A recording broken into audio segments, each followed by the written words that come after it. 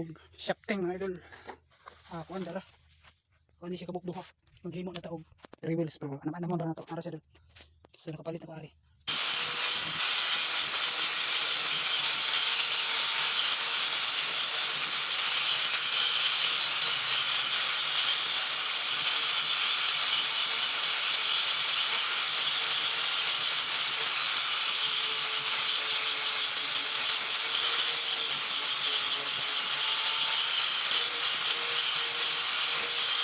Tapos na mga idol ang ating ikakabit na lang natin sa kaha niya, pero asimbulin pa natin yung kaha mga idol.